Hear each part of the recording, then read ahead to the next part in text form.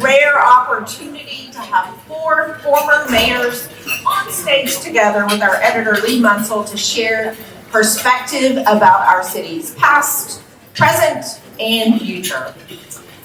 We would not be here without our sponsors. First and foremost, we're so grateful to the City of San Antonio as our presenting sponsor. Thank you, City of San Antonio.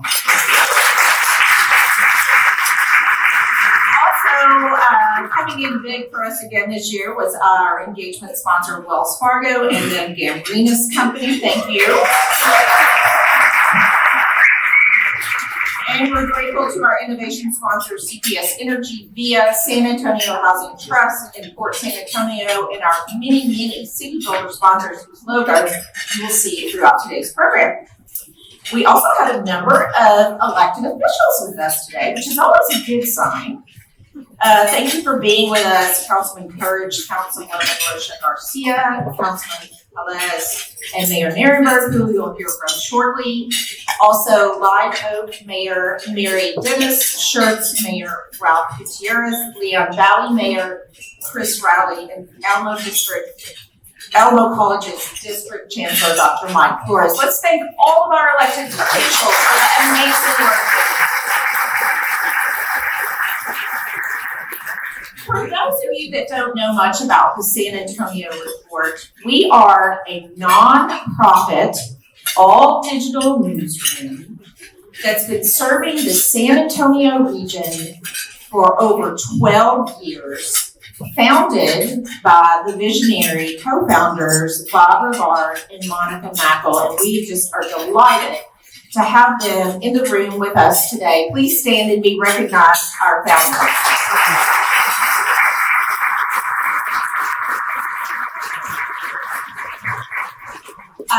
A word from my mentor and big supporter of the report, Chico Newman. If the San Antonio Report did not exist today, pretty much everyone in this room would be working hard to raise money to stand up an unbiased, independent, local news source. So we definitely owe a debt of gratitude to our founders. But also, as a nonprofit, we rely on community support to provide this unbiased local news, and we are never behind a paywall. Isn't it irritating to get to something you want to read and have to hit that paywall? Well, you would never find that on the San Antonio Report.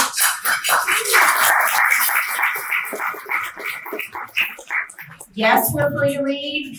But no, we are not free to produce. So we have worked hard day in and day out to garner the financial resources that we need. And your support is not just much appreciated, it's much needed. So on your table, you'll see a QR code. And if you came here as a guest, maybe you don't have any skin in the game today, you're someone's guest, pay it forward and become a member of the San Antonio Report, because no matter how small your membership is, it keeps our doors open to produce high-quality, community-minded news. A couple other things before I hand off to someone else. There are also 2 very important things that a nonprofit newsroom needs to be successful. And one of those 2 important things is a volunteer board of directors that gives generously of their time, talent, and treasure. And boy, do we have one of those at the San Antonio Report. We are so happy to have a number of our board members here today. We have our board chair, Kara Nichols, our immediate past chair, AJ Rodriguez, board members Michelle Legalia Holland, Katie Barrera, Erica Gonzalez, and Pat Ross. Please stand and be recognized for your amazing service to this organization.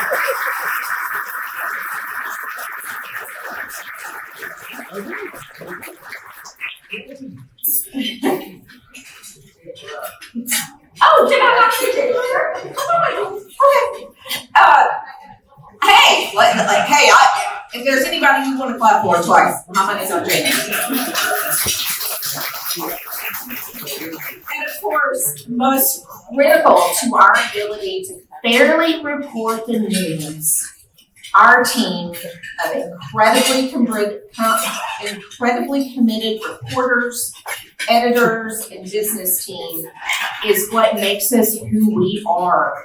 We may be small with just 8 reporters to cover the whole city, but rest assured, we are mighty in passion and talent. Thank you, San Antonio Report Team.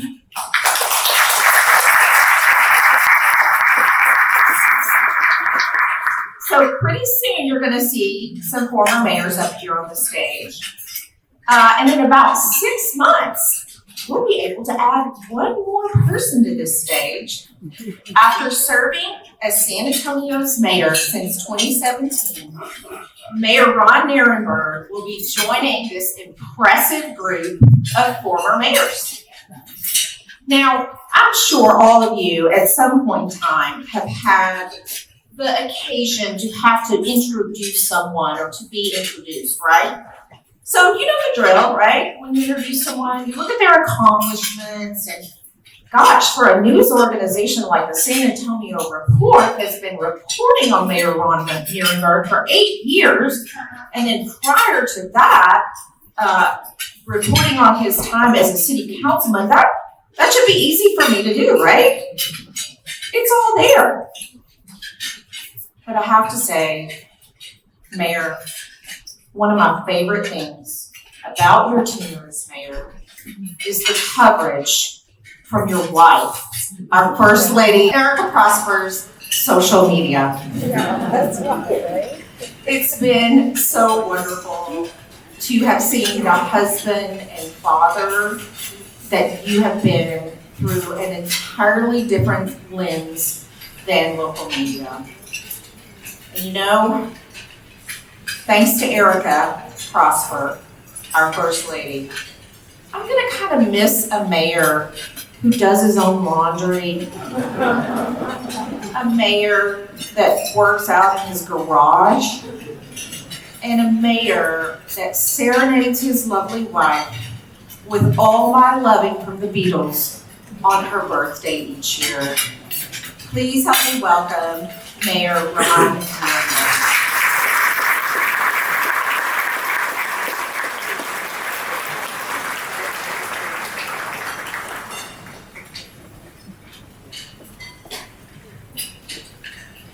Good morning.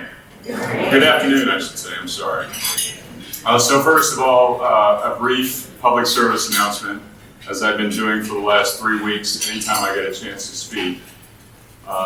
We are 7 days away from the most important day of your life. If you haven't made it out to the polls yet, please make a plan to vote. Raise your hand if you've already voted. All right. Great job. Great job. All right. Well, and I say that because we're about to hear from 4 former mayors of our beautiful city of San Antonio. And these 4 know better than anybody that it is local government that quite often stands in the breach. We have seen great leadership, and in my estimation, we've seen very poor leadership from the highest office in our country over the last couple of decades. And in some of our most challenging times as a city, it was local government standing in the breach to make sure that we were able to make it through to the next day. And for that, I want to thank my former peer, County Judge Nelson Wolff, and his great leadership during the pandemic. But a demonstration of the power of local communities and local government during a period of time when we really felt a little abandoned, frankly. So the importance of having a good partner at the highest office can't be overstated in terms of the impact it has on a local community like ours. So please, please, please go out and make your voice heard on behalf of our country and on behalf of the city of San Antonio. Public life, serving as a mayor, is like running a relay race. Each mayor pushes the city as far ahead as their time allows, and then passes the baton on to the next mayor to continue the work of the city. While the specifics of our goals and the array of challenges facing the city at every given moment may change with the times, each mayor strives to leave the city in better shape than they found it. Just as the former mayors on the panel today passed the baton in one form or another, as you heard Angie say, I'll pass it on to my successor next year, whoever that might be. Serving as mayor gives you a deep appreciation on how quickly time passes.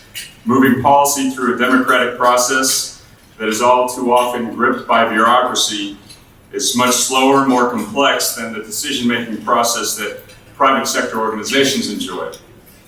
In a city, everyone in town has a legitimate interest in the work and the right interest to weigh in on city policies. A mayor's job, unlike any other job in the city, is to see the whole field and to listen to all of it and to make sense of it, to hear through the noise, and then to speak on behalf of our entire community. As I look in the final months of my tenure, my time on the job is rapidly ticking away. And if I weren't already feeling the pinch, media coverage of the 2025 mayoral race has already been underway for months. And I have 7 more months on the job. Of course, I don't know, I don't think anybody does, I don't know who the next mayor is going to be.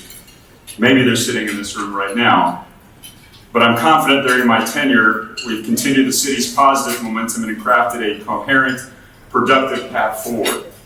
When I pass the baton, my successor will have new tools to work with. And while I'm proud to be the first mayor in the term limits era to have been elected to 4 terms, enabling me to serve a maximum of 8 years,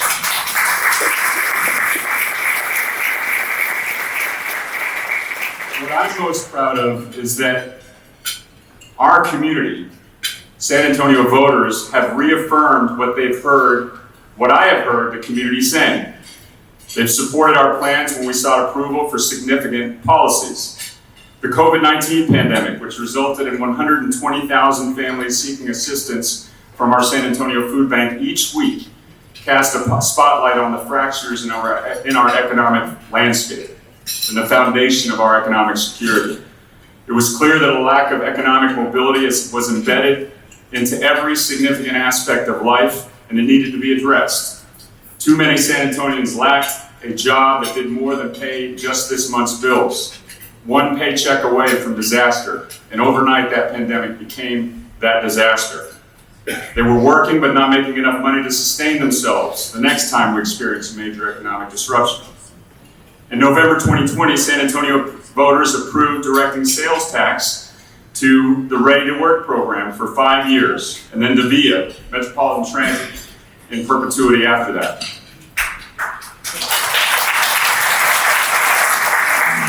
That successful election launched the most aggressive municipal workforce development program in the nation and made VIA eligible for federal funding to begin work now on 2 advanced rapid transit lines. Not only working on the most well-resourced cradle-to-career pipeline in the country, we're finally bringing bona fide mass transit to the city of San Antonio. Both initiatives are transformational steps forward for our city. We were already hard at work to address housing affordability when the problem of COVID hit in early 2020. And in 2021, voters approved a city charter change to allow San Antonio to use bond revenues for housing. Voters approved the city's first ever housing affordability bond a year later in 2022, a $150 million allotment that already has led to more than 4,300 affordable homes being built to preserve with the assistance of the bond. Housing affordability, workforce development, transit, the 3 legs on which our economic mobility efforts rest. Success bringing much needed economic mobility to our city requires that we address all 3 issues at the same time. So I'm immensely grateful for the community's support for our efforts to pull our neighbors out of the generational poverty that has plagued our city for too long. But this is not my vision. This is the community's vision, a community vision that we have articulated year after year, decade after decade, and finally, we are implementing it. And what I am most focused on now is that in the next iteration, as we hand the baton off again to the next, that we remain committed as our community has told us to be, that we continue to listen to our community. And that is the job of the mayor.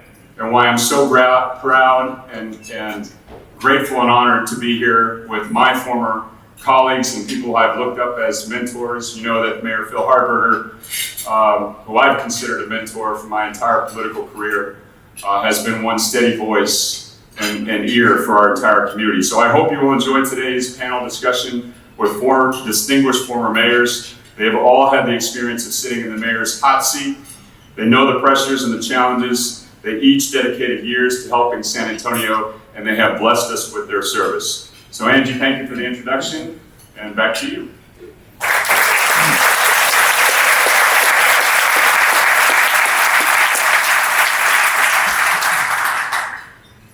All right, we're about to get this mayor party started. We need a couple, 3 minutes to have them take the stage and get this podium removed. So continue to enjoy the meal, and soon our editor-in-chief, Leigh Munsil, will take us on a discovery. Thank you.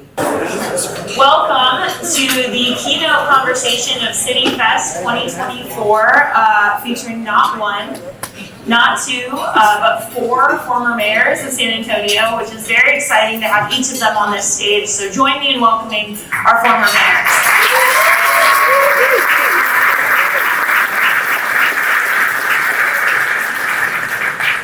Now, each of you is known by different titles at this point, but for today, you're all mayors. I'm going to refer to you all as mayors. And in the order that you ran the city, I'm just going to tick off your names. Henry Cisneros, who was mayor from 1981 to 1989. Nelson Wolff, here next to me, who was mayor from 1991 to 1995. Phil Hardberger, who was mayor from 2005 to 2009, and finally Ivy Taylor in the center, who served from 2014 to 2017. Thank you all for being here.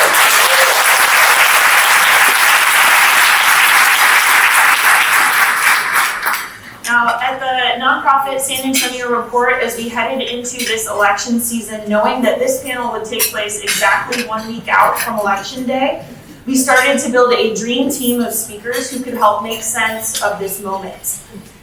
Here's why. In a pre-election poll of voter sentiment released by Gallup in September, a record high 80% of U.S. adults believe Americans are greatly divided on our country's most important values, while only 18% believe that the country is united. The number of Americans who look around them and see a divided nation has ticked up from 77% the last time Gallup asked the question in 2016. A lot's happened since 2016, and it's more than 10 points higher than it was in both 2012 and 2004. I'll note that our state is pretty divided too, and though Texas has voted Republican in every presidential race since Ronald Reagan's in 1980, the state is turning much more purple and is expected to vote for a Democrat one of these elections, perhaps as soon as next Tuesday, although not Monday. For all the attention paid to the red versus blue dynamics of national politics that require voters to pick sides, the fact is that those aren't at all the same issues we face in communities. At the city level, our politicians are not partisan, and where you stand on local issues like infrastructure, water resources, growth and development, housing and gentrification, and yes, even the San Antonio Spurs, doesn't depend on your party affiliation. And despite the shocking differences in how many Bexar County voters turn out for presidential elections versus local ones, in reality, the leaders who have the biggest impact on your daily life are making their decisions just down the road. So let's start with this. Given all the divisiveness we're seeing in national politics this year, is it even possible to find common ground in a community? More specifically, is it possible to find common ground in San Antonio? Let's start with Mayor Cisneros. First of all, thank you to the San Antonio Report. Thank you to all of you who are present for this discussion. I absolutely believe it's possible to find common ground in our local politics and even in our nation. First of all, we have proven that it's possible in San Antonio.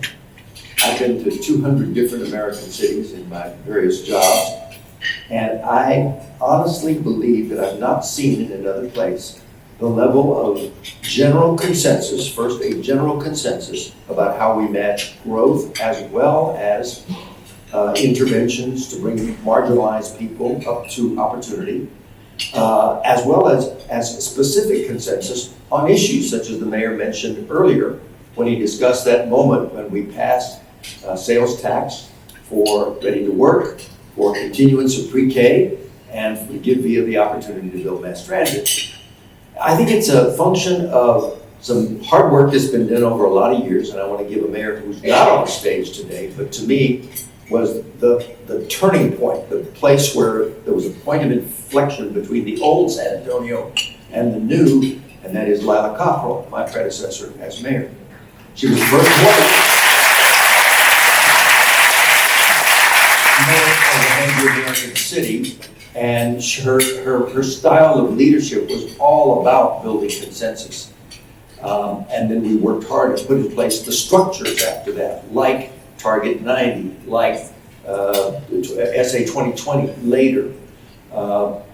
In my tenure as mayor, we never appointed a city commission of any kind or task force that wasn't a traditional Texan, an African American, and a Latino or Latina in every role. And it just forced people to have to talk together, which had not been the San Antonio way before that. Earlier, it had been very exclusive, 1940s, 50s, early 60s.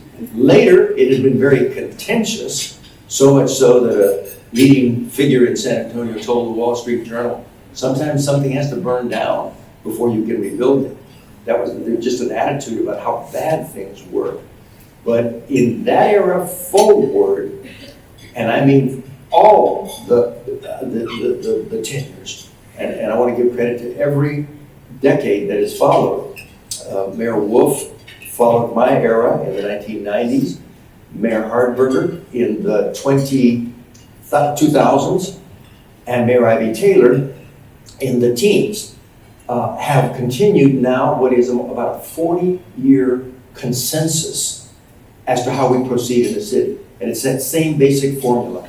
We've got to grow, we've got to do the things that create opportunity, build businesses, create jobs, raise incomes, but at the same time, lean toward training, education, community development, housing strategies, so that we bring everybody up to the same level. So absolutely, I do believe there is a model, and San Antonio is that model. I sincerely believe that. I'd like to go to Mayor Taylor next. You've left San Antonio and are currently a senior advisor with the University of North Carolina system.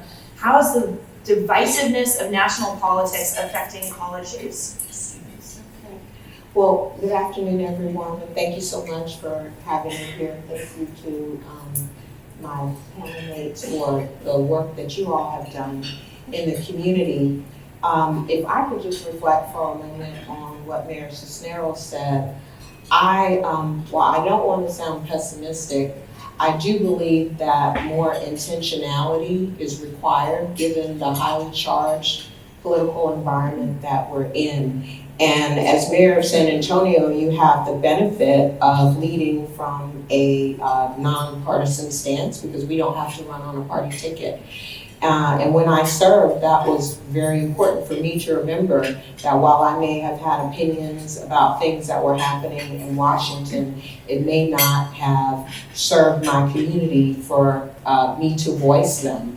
And so at an event that's focused on San Antonio's future, I just don't think that we should be talking about our personal opinions about who's running. Because definitely, there's someone out here in the audience who's going to vote for that person that you may not agree with. You know, I do have a question about that later. Yes. So, but in any case, in North Carolina, it's also a place that is, kind of purple with the large cities that are have a liberal bent, and then many rural areas.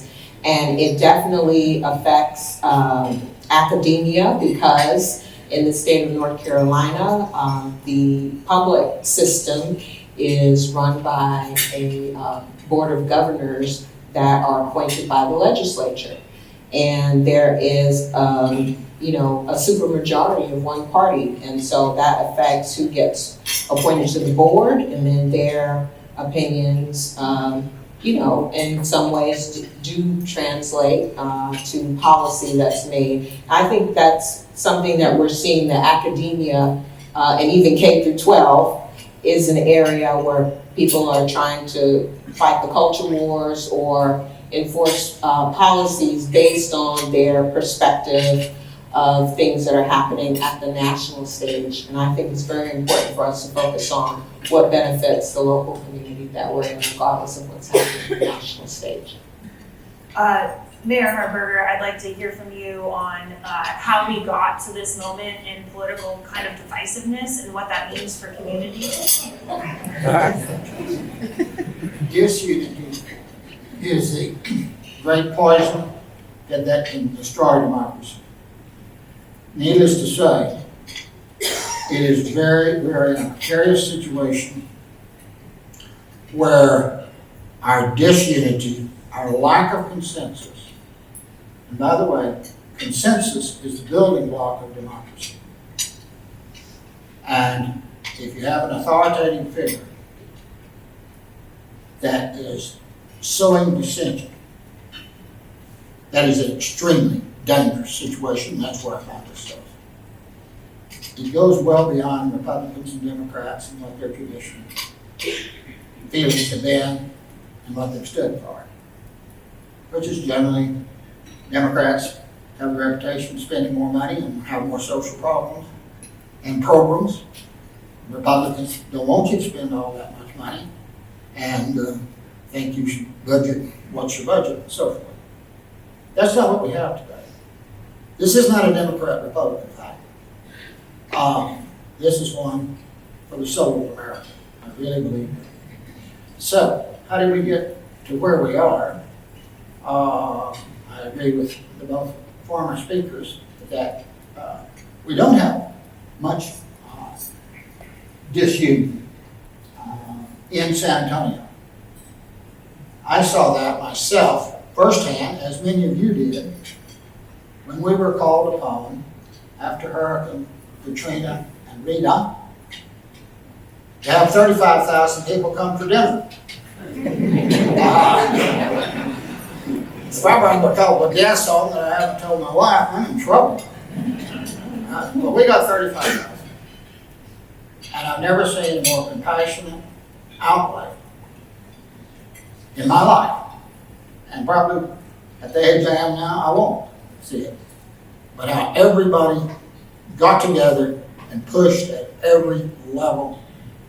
35,000 people came here, and as far as I know, not a single one ever had to sleep on the floor.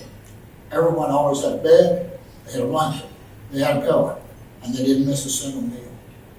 We did that as a city.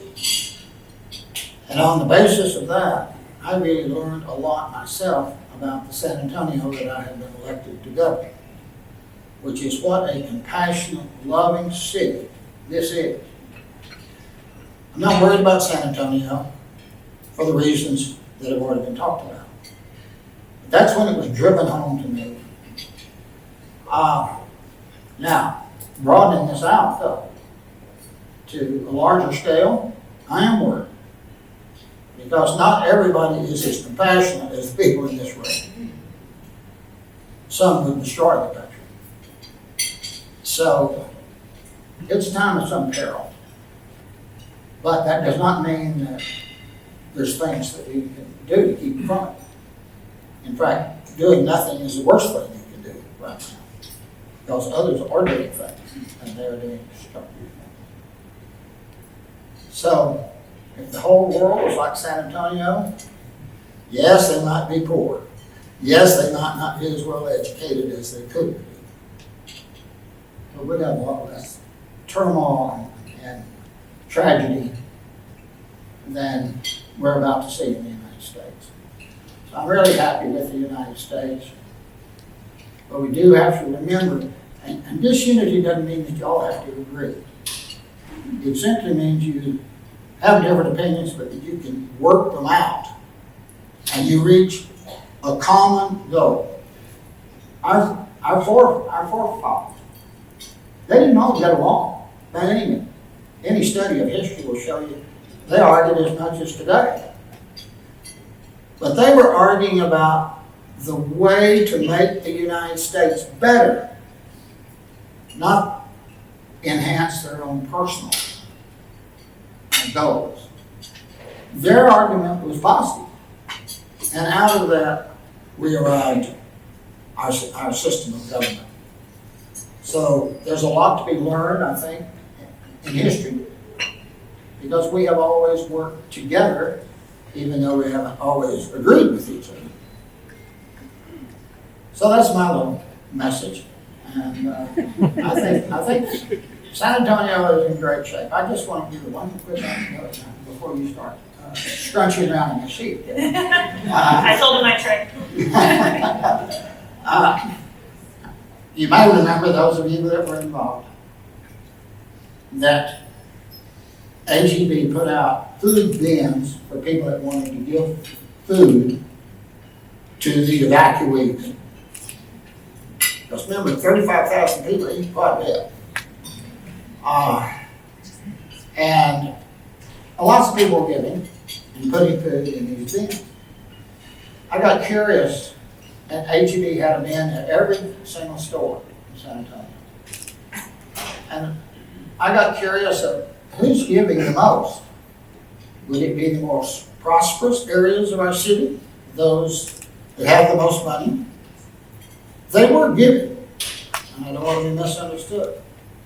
Everybody gave everywhere. But the one that gave the most, much to my surprise, was the HEB on Zazamara and Southwest Military Hospital.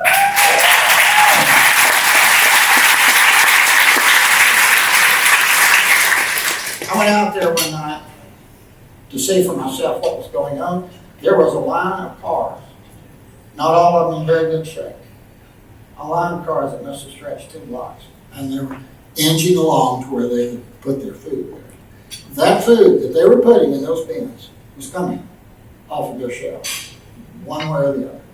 They either just bought it and put it there, or they literally took it off of the family shelf. And my thinking was, a city that's got that much heart, that much compassion, I'm going to get along real fine. And so I did. Mayor Wolff, could you kind of weigh in on consensus building, communities being united versus divided, and what this moment has kind of brought us to as a country and a community?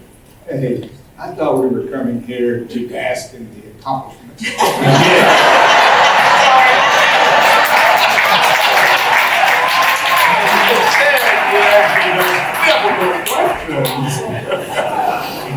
Let me say, I was born on the south side of San Antonio and born at home, and so spent almost all of my life out here. And I was elected to the legislature in 1971. That's 53 years ago. And I've never seen our nation become so divided, a certain meanness in it, conflict in it, social media driven by it, and all the crazy stuff that's put on social media. The lies travel 6 times faster than the truth. And if you say a lie and a lie over and over, you believe it. I've never seen this.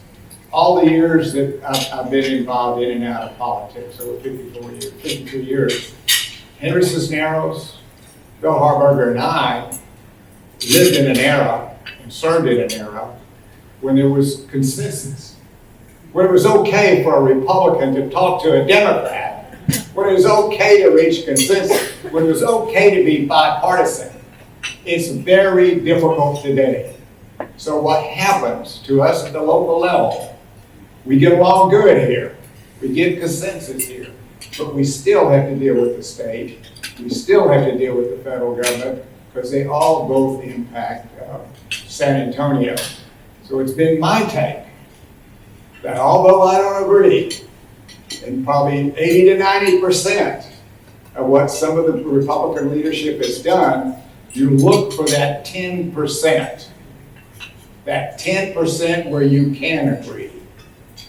And you try to work toward a consensus to do that. I was able to do that with Dan Patrick, the Lieutenant Governor of Texas, who wouldn't agree on nothing hardly. But he came out and we were taking care of 2,100 kids, 12 to 17 from Honduras and El Salvador and Mexico. and the governor was criticizing us, trying to shut us down. He came down and supported us. So we supported him on the Alamo. So you look for that 10% if you still can't get along. But it is very, very hard to do today. Now, we don't know what's going to happen, and the mayor says, go vote. We voted the other day, and we had to stand there probably an hour, hour and a half, but we cherished every minute of being able to do that. And you better cherish your right to vote. If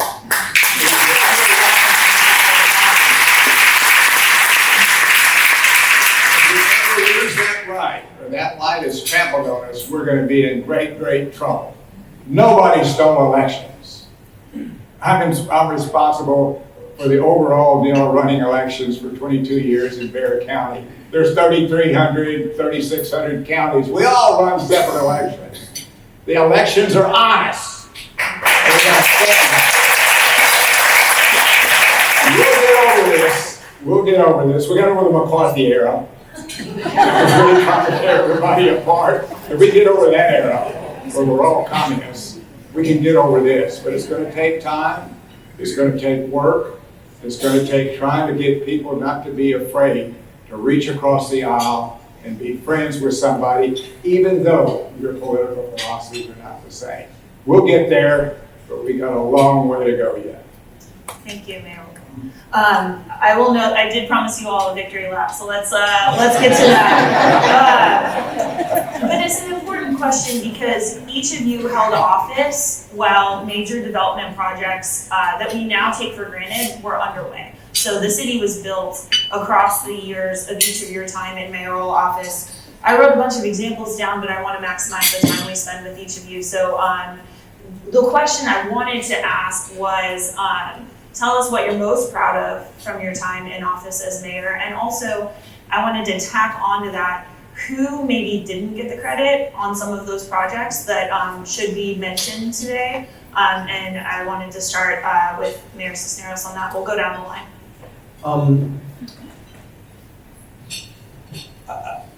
When people ask me, what are you proudest of in the years you were mayor?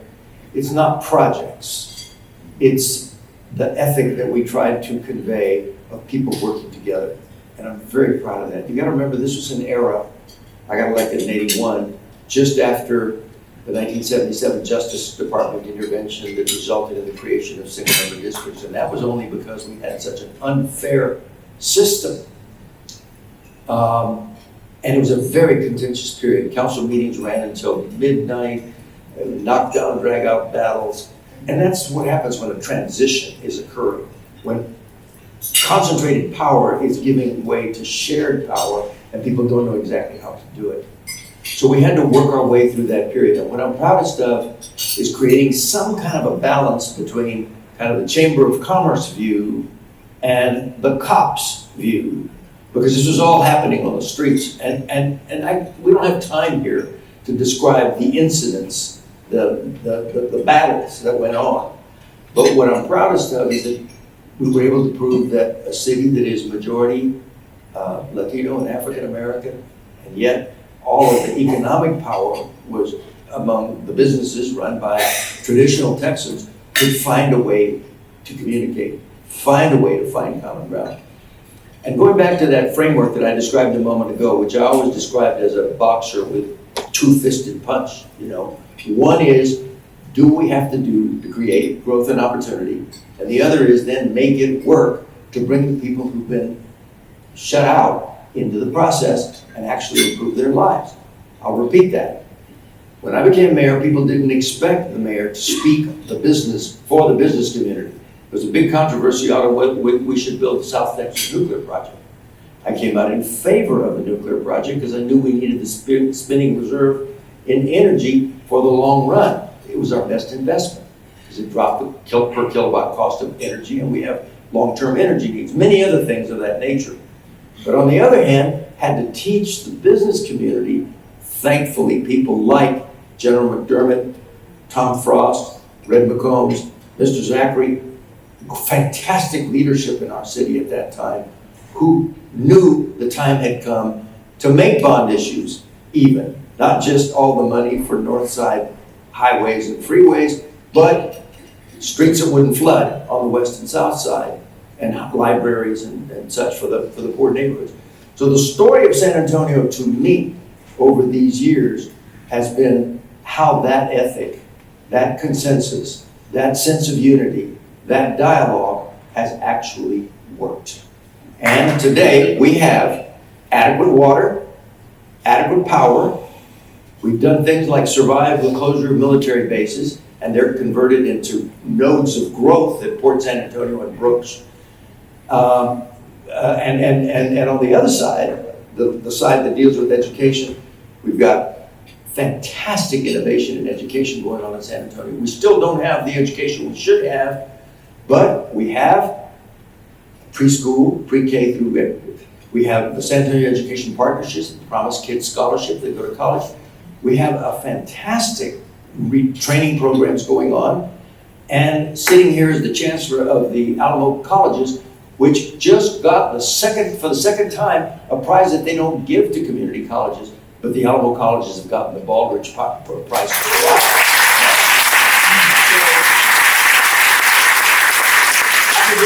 But the point I'm making is we have found a way to do both of these things where other cities are still fighting about how they do it. We found a way to talk together and dialogue and build consensus and share leadership, which just wouldn't have been possible in an earlier era. Those are the things that I'm proud of. And I'm proud of Henry. He has done amazing things for this city.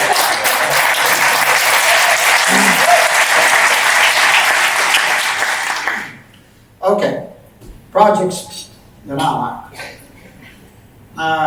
I would probably put the first as taking the improved river from 1.5 mile through the museum reach.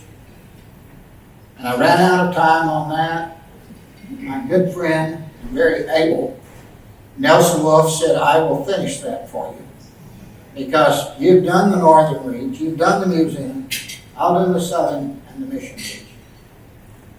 And we got it done. And so what was done for the river in 1940, 1.5 miles, now it's 13 miles, the entire length of the city. And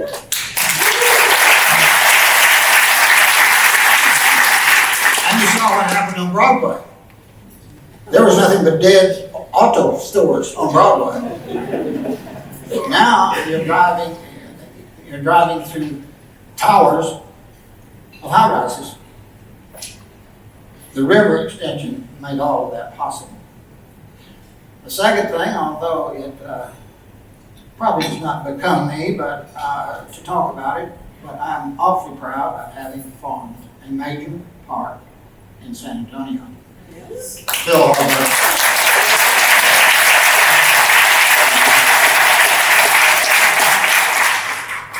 And you know, when we built the land bridge, as you know, not everybody thought that was a great idea. Several thought it was a really poor idea. But we pushed ahead, and we got it done. You'd have to look long and hard now to find anybody in San Antonio that doesn't like the land bridge. That's a part of that park. And we were the first in the United States to have a land bridge for people and animals simultaneously. Now there's 6 being built along those lines. So I put that as number 2, but I don't want to leave out Haven for Hope because it plays into what we were talking about with the compassionate nature of San Antonio. That was the predecessor. The predecessor was the 35,000 people that came. When we took care of them, we were pretty proud of ourselves. And by the way, President Bush said we had the best refugee program, evacuee program in the United States. But that opened our eyes a bit to think, but we got a lot of poor people here too. We got a lot of people here that don't have much of a chance because of education or race or whatever. We need to start taking care of our own. We've got a homeless problem. We've got a big homeless problem. And so we did Haven for Hope. And one of the parts of the question that was asked, you is that unsung heroes. Well, he's sung a little, but he's not sung nearly as loud as he should, and that's Bill Breeden, who I think is hard to beat.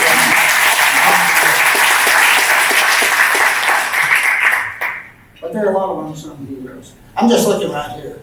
Marty Winder. Chico Music. My daughter, Amy Hardberger, by the way. My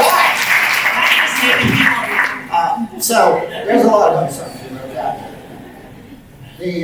The last thing was being a co-founder with me and my friend Nelson Wolff and Bruce Bugg in establishing the Tobin Center for the Performing Arts. We didn't have anything like that. There was nothing compared to it really. And now it's a leading venue in the whole United States, and it gets studied by everybody because we have more than one show going on per day on an average. Really, 365 days, but we're up at about 450 shows. That's kind of hard to understand. It's because you've got two of them going, of course, at the same time.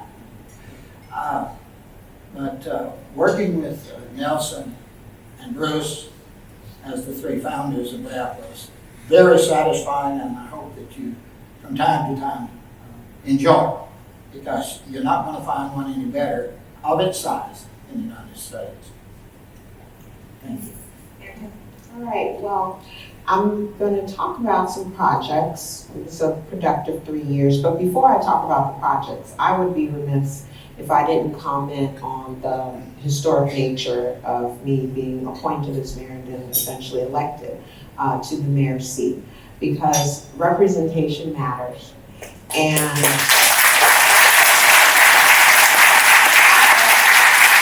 I actually had been approached by people across the community in a couple of years before I became mayor, with folks saying, you know, we think when Julian is term limited that you should run for mayor. And my response was, a black girl from Queens can never win a citywide election in San Antonio. The math just ain't mathing. So I am, you know, grateful that I was proved wrong, but a lot of that sentiment was still out there. So to me, it was very important and gratifying that people who look like me, little kids, could turn on the news and see me. For young girls across the city to see me in that role. I wasn't the first woman, but damn, there was 40 years between when I was elected and when I became mayor. And so that is a very important aspect of the fact that I served in the seat. As far as things that we got done, we got the positive vote on the Vista Ridge water contract, which provides water. That was being used as a political football, but I stayed focused, my team and I stayed focused on the fact that it was going to be positive for the community. We got a comprehensive plan passed, SA tomorrow. There had not been anything of that scope that had occurred for many years.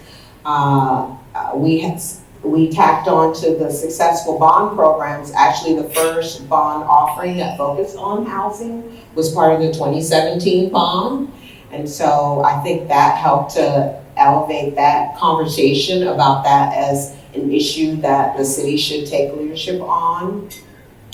We got a contentious police contract resolved that resulted in some savings for the community. And then I think what was near and dear to my heart as a District 2 council member, I have been very focused on the potential that existed on the east side of San Antonio, where many had been dismissive about the opportunity there. And so when I was mayor, I was able to continue to elevate that conversation and bring that, you know, give that a citywide stage. And I'm excited to see that investment is still occurring, and there are still areas where, you know, there are still entities that are focusing on leveling the playing field in that part of town as well. As far as the unsung heroes, I wanted to thank the many dedicated public servants who are city employees, though I will say at various times, some were more supportive of initiatives than others. And I also want to thank my staff at City Hall. There are a good handful of them here. Would y'all please stand up? I'm very grateful to the support that you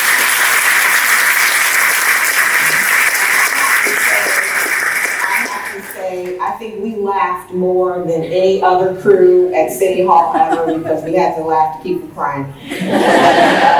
Back to representation matters. I have to recognize the other Black female mayor in the San Antonio metropolitan area. Mayor Dennis Riley.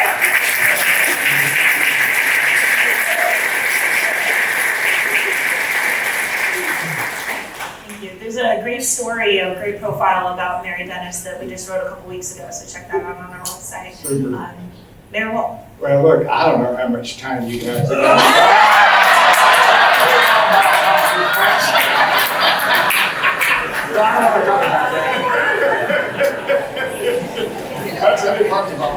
There, you really can't get anything done unless you got a good city manager. And we're lucky to have Eric Walsh as our city manager.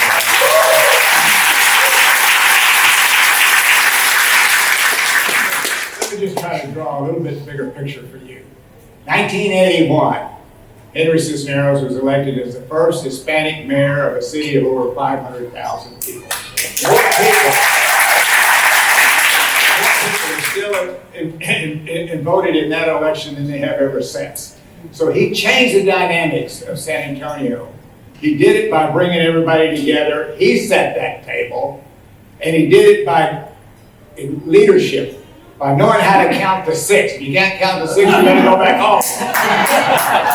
And he knew how to get things done. So it was not only just setting the table and bringing everybody to it, big deal if you don't get anything done, but he knew how to get things done. Got the Alamo Dome passed, he got the new library passed. He passed that to me in my term. Library was a lot of fun. Tracy raised $5 million, we put another $5 million in, it was great, but the Alamo Dome wasn't so much fun. we got them both built. But that just shows you that you're going from one link to the next link. And it may be a project, it may be a theory of how you bring people together, but they're all linked as you go along. And it started with Henry. He knew how to do it. I'm older than that guy is, but I learned a lot from him when I was on the city council. I would keep a little thing like he kept a list of everything I was going to do. I said, we're going to do 37 different things in my first year in office, and then you check that list. And you didn't do them or you did do them. That's your grade card. And so you have a policy. You set your mission. You set your objectives. You get the job done. And I think that's what all of us have done in some different form or manner as we've come along. But that chain has been a good consensus chain as we've gone along, and it's going to continue. We got some great mayoral candidates running today. I saw this, where's that bright young guy, Beto? He's here somewhere, he's only 33. 34, he's 34, I said, he's too old to be mayor. He's only 33. So we're going to have some great candidates out there, and we'll judge them. And San Antonio will continue to progress regardless of what the idiots in Congress do. I can't even walk on the floor of the I can walk on the floor of the legislature, I can walk on the floor of the Senate because I was a member of it, but I can't do it, I just can't stand it. That's going to eventually change and things are going to get better. But together here, we're going to hold together. I don't care if you're Republican or you're Democrat or you're Trump or you're for Harris. We got a community to build, and we're going to build that community, and we're going to be successful.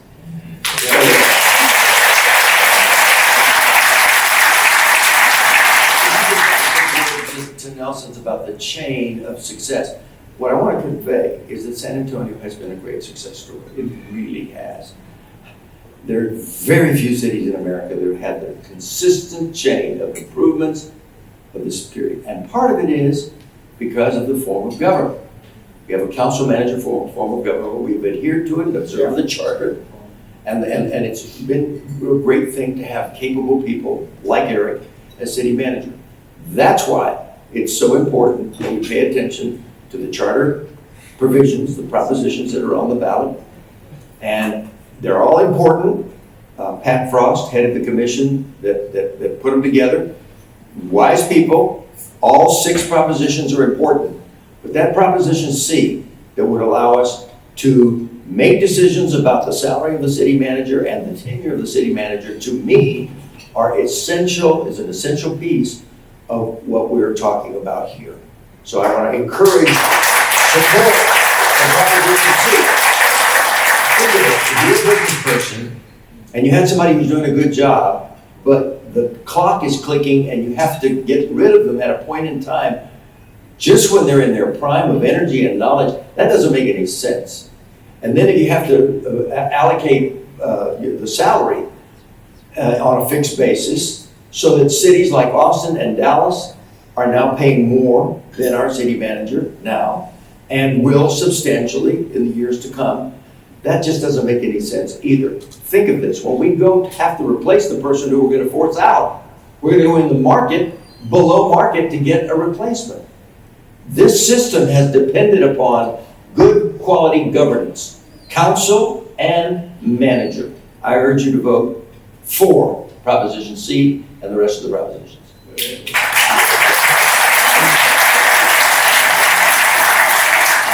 at the San Antonio Report are a nonprofit newsroom. We don't take stances on political issues, so the views of the panelists are their own.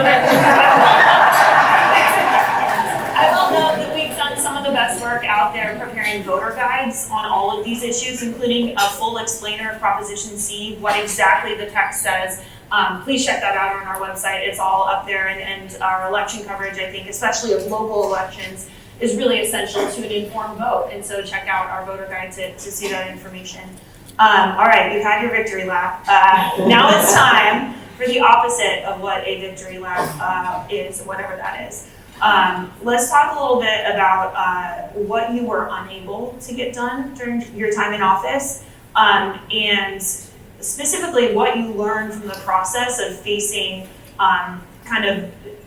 something you couldn't accomplish in the way that you wanted to accomplish. And so let's talk about kind of the one that got away, either project-wise or what you wanted to do with your time. We'll start on this side, Judge Wolff. Sorry, Mayor Wolff, I said it. Yeah, we tried to bring the Applewhite Reservoir back. It had been defeated before, but we tried to make it into a reuse facility like Calaveras Lake is.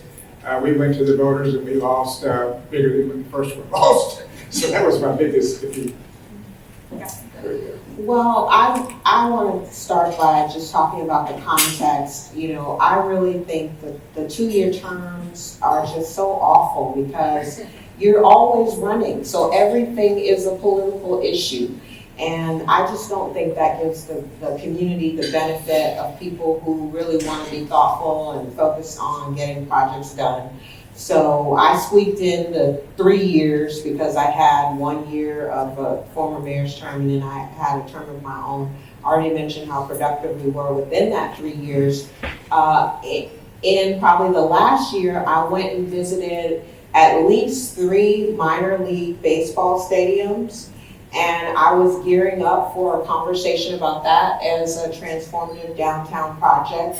However, again, it was identified as a political football by opponents. And, you know, people ran on that as, oh, wasteful. But I've watched from afar and I see the conversation has come back around. So I hope that it is something that is accomplished for the city. I think it would be great.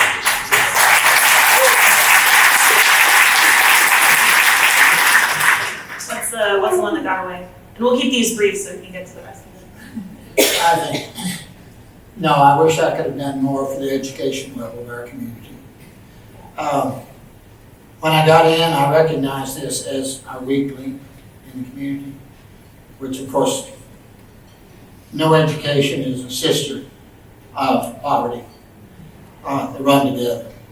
And I really wanted to do something. One of the first things that I did was get all of our superintendents together, 24 of them, or whatever it was, an astonishing number. And made several runs at it. Of course, the mayorals is limited on what they can do on our education system. But I still think it's one of the weak links in San Antonio. And I didn't really, quote, lose a battle, but I never got it off the ground either. I was just not effective, even though I had several meetings with all the superintendents who made it a record meeting. I don't think I left, I think I left that problem largely unsolved, and I see John's out here, and yourself. Maybe y'all can do better than I did. Good luck. I'd say one of the areas that I recognized we needed to work on and got started in the conversation, but we've never resolved it, is the placement and size of our airport. Jesus is here, and he's doing a great job with what we've got. That acreage, the one runway, the limited space for additional terminals. It's not going to be a world-class airport on that site in the long run. So 50 years from now, is that where we want? Is that the airport that we want? We worked on thinking about some airport between Austin and San Antonio. That's now not possible. It may not be possible to build a new airport at all. But I will say this, we have great prospects as a city, as a metropolitan area. The one factor that I see that could hold us up is if we don't have a fully functioning airport with connectedness all over the United States and even internationally. So that's a serious question that I think needs to continue to work. Transportation is another. Always, you need to be building more ways to reduce congestion. This ART, BRT system that Dee is talking about is very important. We need to stay on top of the traffic management and congestion questions. Other issues that I think are critical for us, the connection to Austin. This is going to be a mega region. There's a lot of research being done on this. It is going to be, it's inevitable. There are no barriers to growth in any direction. We're now seeing massive developments like $45 billion Samsung plant just east of Austin, the Tesla plant. That's going to continue. A lot of it's going to continue north of Austin in places like Round Rock and Georgetown and Cedar Park and those communities up Leander, Pflugerville. We do have Comal, New Braunfels, fast growing, and San Marcos closer in. But this is going to be a mega region, without a doubt. And we need to be thinking in those terms, or we're going to be left behind. And we will be Oakland to Austin, San Francisco. And that's everything. That's airports, that's traffic connections between the two. We need a rail, and Nelson worked on this, between the two cities. So these are all issues I think that are not failures, they're just things we haven't done yet, but we do need to do. Let's rapid fire really quick because I wanted to ask this one, but we don't have time, but we're gonna do it quickly, which is name a city is what it's called. Name a city that you think San Antonio in the future could look like. Not Oakland, but which cities do you look to around the world for inspiration for our future? I think one of the best governed cities in the United States is Denver, but there's others in that size range, Seattle. Atlanta's a marvel. I don't think we're just not in a position to be Atlanta because they have the busiest airport in America. But there are cities of that quality, I think, that we could aspire to. Mayor Hardberger, name a city. Singapore, they're number one in everything. Education, transportation, wealth, their population. They're the city to study and to. Mayor Taylor. Well, I currently live in the North Carolina Research Triangle area, so Raleigh, Durham, and Chapel Hill. I think they serve as a great example of a place that started, kind of rural and got a lot of opportunity and has made great strides. And I think San Antonio could model itself after that, but we would have to focus on education going into that region. Mayor Wolff. Nashville, I think that's pretty cool. It's got to get in. Let me close on one thing. We talk about a million issues, but to me, there's two. Two. They relate together. Education, but that takes in public education, charter schools, tremendous work in the Alamo College District, higher education. I lecture at UTSA and I lecture at St. Mary's. Let me tell you, we got some really bright students coming up. And building on that education structure, that's going to pull people out of poverty. Just put them in and subsidizing them is not going to pull them out of poverty. They've got to get educated. And those are our criteria for the future. As mayor, we ended up bringing UTSA downtown. Now as county judge, and then Ron as mayor, we provided the space for them on San Pedro Creek. Now we're going to have 10,000 students in there. Underlying that is your healthcare system. You got to take care of people to get them in a healthy sense to be able to get them in education. We need to do a lot more in preventive health. Bexar County was responsible for the Bexar County Hospital District. We're building a new hospital right out there by Texas A&M, which is changing dramatically every day. So we can get people healthy, mentally and physically, and get them educated, all the other problems go away. So let's focus on that. I will note, this is a question that I really wanted to ask you all, partly because some of the people affected by this question are in this room, potential mayoral contenders for 2025. Last week, UTSA released a poll listing 8 possible candidates for San Antonio mayor, although I'll note that all the names listed pulled us trailing far behind the options don't know, which was at 31% of those polled, and not familiar with any of the candidates, which was at 39%. There will likely be more than 8. But when you look at the upcoming mayoral race, what sorts of qualities do you want to see in the next leader of San Antonio? And mark your calendars to vote in May 2025, because presidential turnout is much higher than local turnout, and that's something we in San Antonio could maybe change. Before I do that, may I introduce a person who was on the city council with Mayor Hardberger and was the first lady in the years that I was mayor, and that is Mary Alice, my wife, who is sitting here.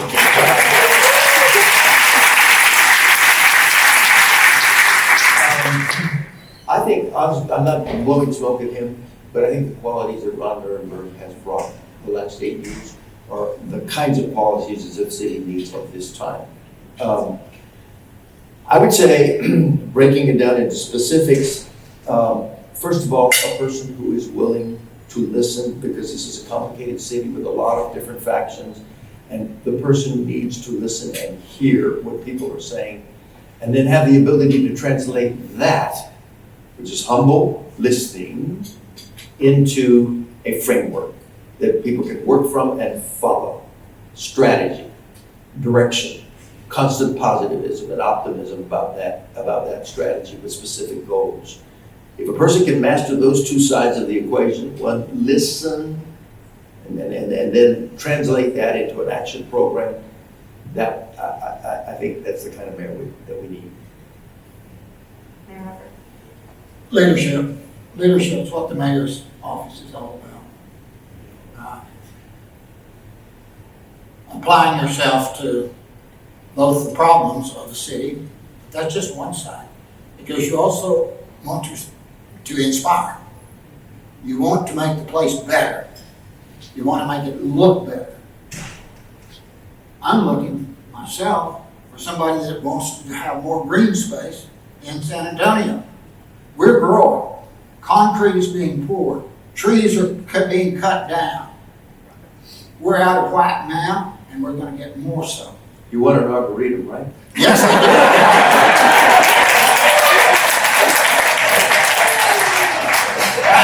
And I strongly support the arboretum. But that's, I think, we need to concentrate on having a more beautiful city and a more healthy city. Nothing does that quicker or better than green space. We have 234 parks, but don't get carried away with that number. Most of them are not what you consider parks. They're more like vacant lots sometimes. So I believe that most of us in our entire life, chase beauty in one form or another. We want our kids to be the cutest kids, the best looking kids. We have the best looking mom, and we marry the best looking mate. And we want to drive a nice car and have a nice house and have a nice lawn, even though that lawn is strictly ornamental. It doesn't serve any purpose except beauty. But beauty is a purpose in and of itself. The cities that get ahead, most in the world, there's been a lot of concentration on beauty. So whomever that mayor may be, and Manny couldn't think of your name a minute ago, but I apologize. Whoever that may be, I think should push for more green space and less concrete. I haven't followed too closely, so I don't know everyone that's running, but based on my experience as a mayor, as a council member, as a city employee, because I was that too, you know, we definitely have to have someone with integrity. I think someone who is focused on inclusivity, because although there has been quite a bit of progress, I still see that personally as an undercurrent where we have a weakness as a city, okay? Look at where I live. And then I would also say someone who is focused on education, access to education. And I would specifically say in these days and times where we still have a ways to go as far as getting on a national scale, getting folks back to being able to work together the way Judge Wolff talked about. I think it's very important that we have a candidate who is not focused on the next level. It has to be someone who's focused on San Antonio, not this being a notch on them getting to Washington. It was sort of like the race I ran in. I ran against an incumbent mayor, 2 city council people. There's 4 of us around the dais every day.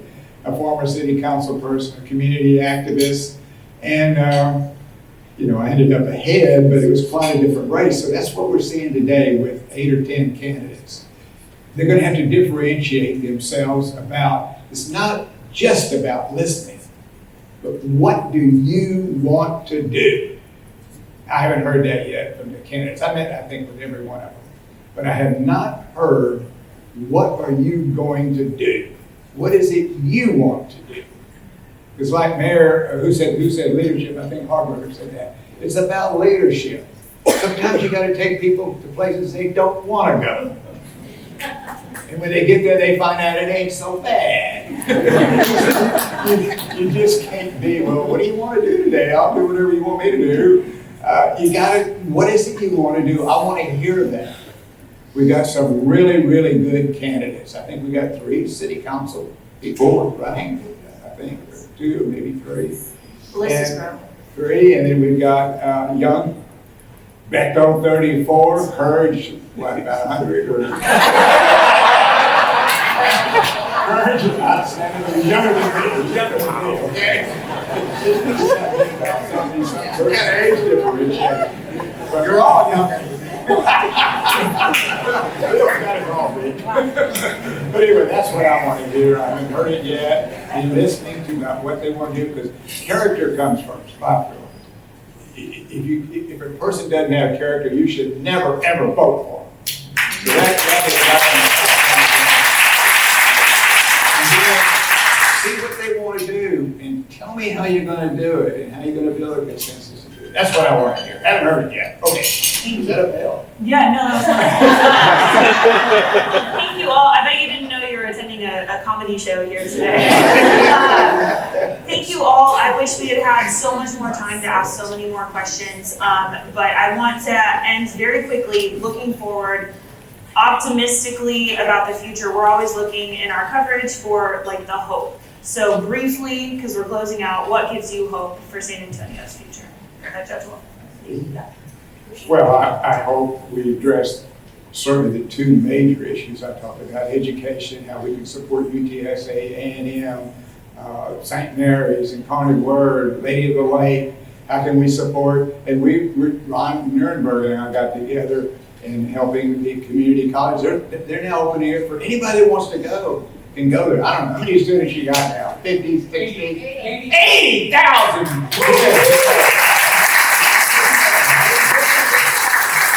That's what I want to see. I want to see more kids going. I want to see them get job training. I want to see them get educated. I want to see them get graduated. I want to see them get a job. That's what I want to see, and that's where we're headed, and we're going to get there.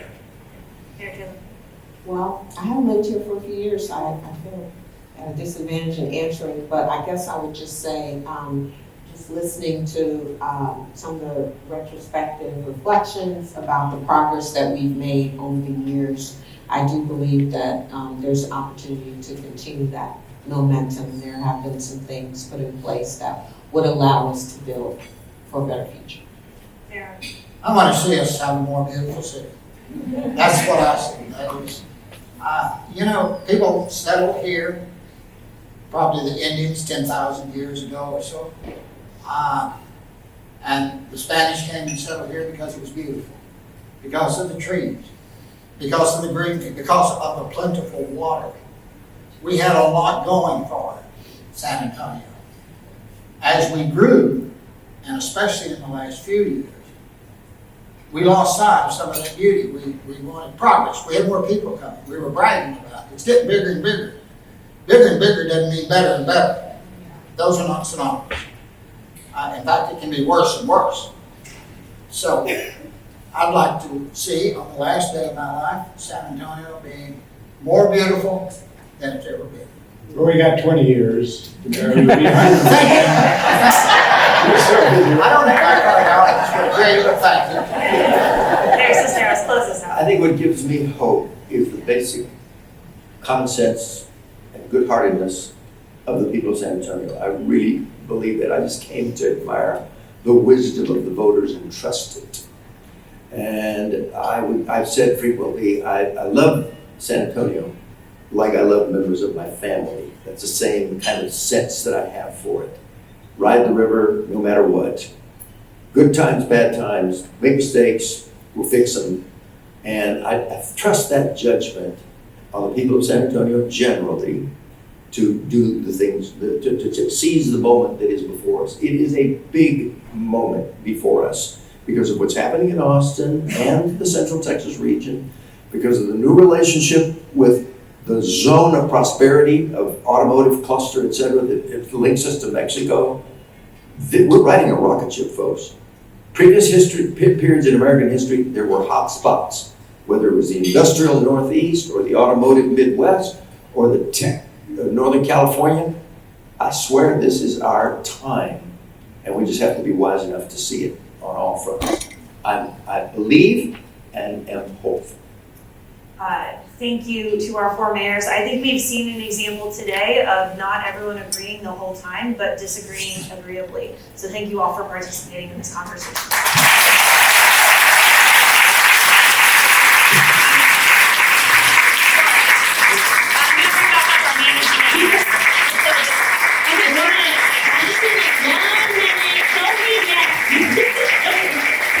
right, so let's hear it again for our former mayors. Thank you, thank you, thank you.